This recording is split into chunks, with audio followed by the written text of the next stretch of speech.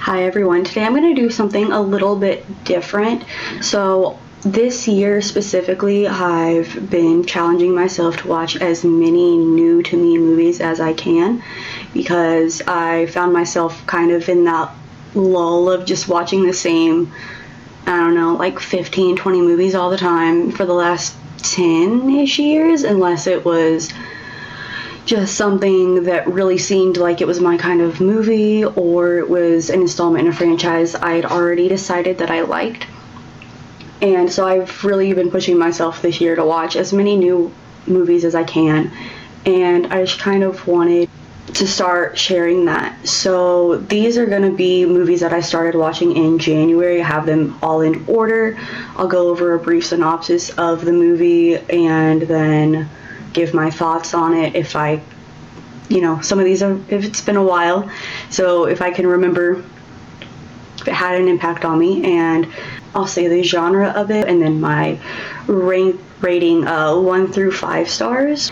I did want a visual motivation to this, so I have made something to go along with this, and I crochet. I'm making a snake. This is her so far. I'm in July right now. And at first, when I started this year, I didn't want to set any numerical goals for the year, because I know myself and I know once I feel like I'm off track in some way, I just kind of give up. So I didn't want to do that. But as of today, which is July 24th, I have watched 59 movies that are new to me this year. That was with me taking like a 4-week break where I wasn't really home enough to watch anything by myself. So I feel okay having a goal of 100. I hope I hit it. And also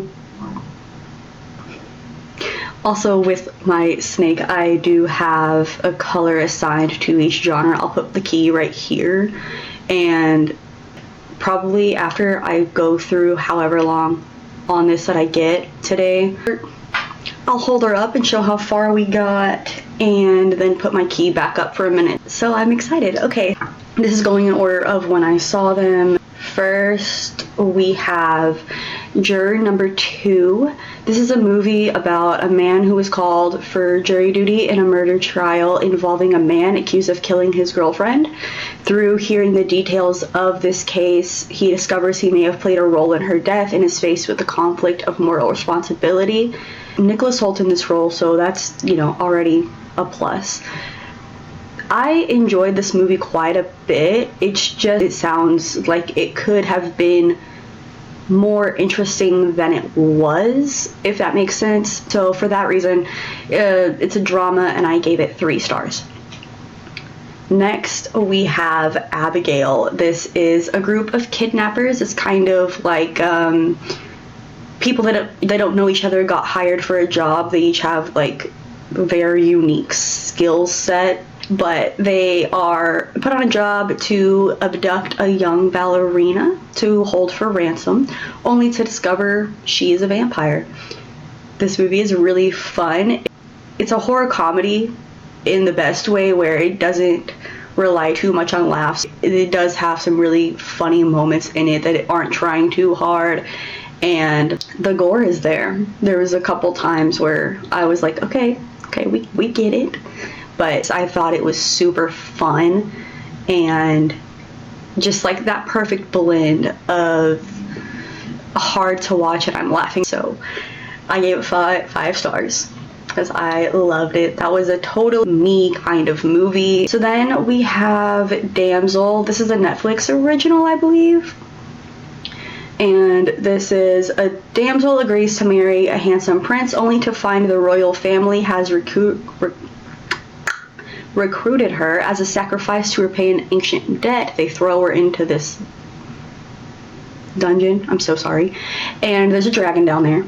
And she realizes what happened after she tries to convince the dragon that she's not who she's mad at. It's them marrying these women off. They do like this weird like hand slicing blood melding ritual. And then the dragon wants to kill them because they think that they're the bloodline that owes her. That is fantasy, 4 stars. If there's a dragon, I don't have very many fantasy films that I haven't seen that are my thing. So if there's a dragon it's fantasy, I'm sorry. Death on the Nile is my next one. That is Detective Hercule Poirot. I'm so sorry if I botched that. Investigates the murder of a wealthy newlywed during a cruise on the Nile. On these, I do want to be super vague because if you haven't seen it, I don't want to give anything away. But yeah, a woman is shot on this cruise after their wedding, and he's trying to figure out who did it. You know, there's little crumbs here and there where you could pick up on it. These are some of my favorite kinds of movies. So that was a mystery and I gave it 5 stars. Sweet Bobby, My Catfish Nightmare. This is a Netflix documentary that tells a story of a woman who was deceived for nearly a decade by her cousin posing as a romantic partner. This one was fine. I feel weird rating documentaries because it's like, this is how I rate your trauma, but it's not. It's just the way that the movie itself like unfolds this could have done in a more engaging way. There comes a point where like it's nearly a decade. You would think you would insist harder on meeting someone earlier on than 8 years. But anyways, 3 stars. Next is Haunting in Venice. This is another a retired detective, Hercule Poirot now, investigates a murder during a seance in post-World War II Venice. I think like 2 people in this one died. Like they all just kind of start dropping in this one. And I really love this one too. It's got those same little breadcrumbs where you can figure it out. I figured it out. I mean, I didn't know the method of which the person killed the person, but I did know who did it. I was proud of myself for that one. So yeah, this one was another really good. It has totally different vibes from the other 2 just because it's seance and there's like supernatural stuff going on instead of just like a straightforward murder thing. So I still gave this one 5 stars though because these movies are so good and so fun for me to watch. Next is a movie called #FBF. I think it was on Peacock. A teen and her mom accidentally switch laptops while preparing for the teen to visit Florida. She uses this opportunity to try to get her parents back together.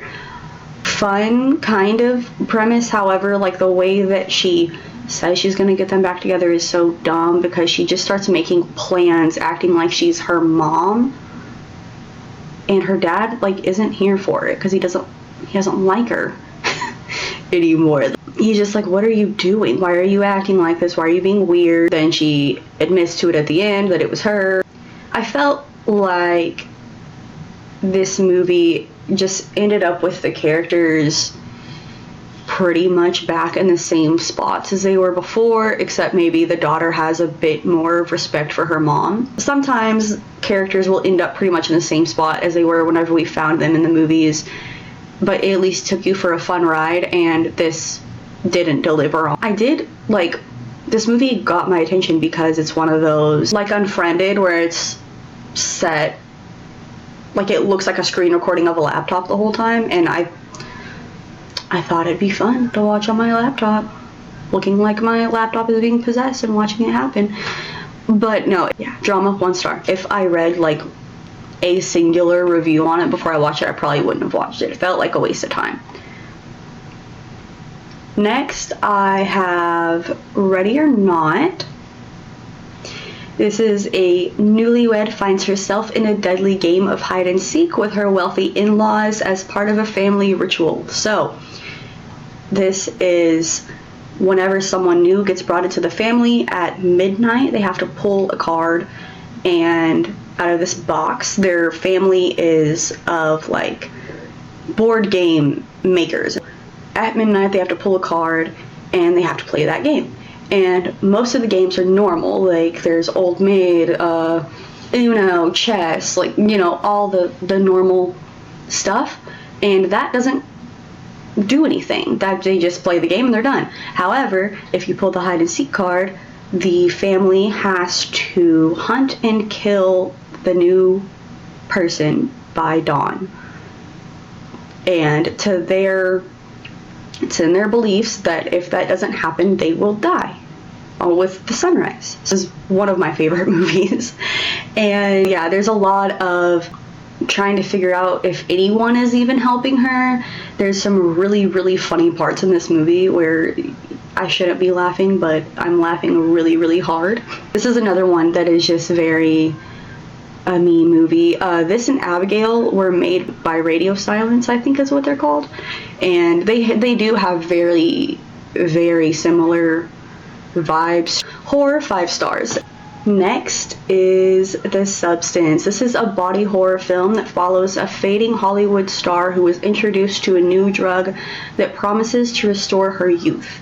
Yeah, that's one way to put it. This movie gets gross, it gets fun, it takes you on a ride, and it starts on her birthday, and she's like a Pilates star, you know, like those like dance workout videos, and yeah, she gets fired because she's no longer hot, and so she gets a hold of this thing, and a younger version of her appears, and they have to trade 1 week in 1 week.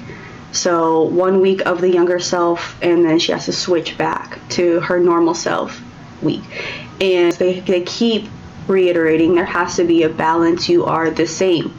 You are one. You aren't. It's not her and you. It is just you.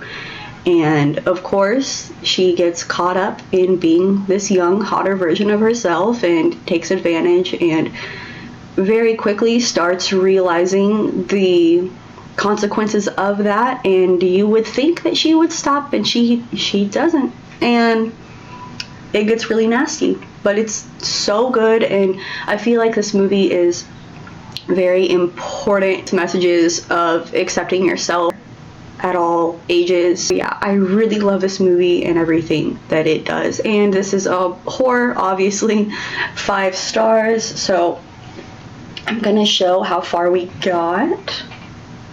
I'm taking this like 10 minutes at a time, like 10 minutes from when I started talking about movies at a time. And so this was me cheating. I put 2024 movies on there because I needed a motivation boost to get started. So that's gonna be, we got this one right here, this little green one, to this second black one right here. Alright, so that is all I have for you today. I'm hoping that doing this every so often is I'm trying to get my schedule more consistent, and I'm hoping putting out these a little bit easier to edit videos every like couple of weeks will help me stay on track where I don't have as much to do or to prepare. I've been doing this, but I did really want to share it because it's exciting to me and no one around me cares as much like to hear my thoughts on all this stuff, especially some of this is like, we'll get there. Some of this is like 25 years old and I'm just now watching this. Thank you so much for watching, and I hope to see you guys in the next one really soon. Bye.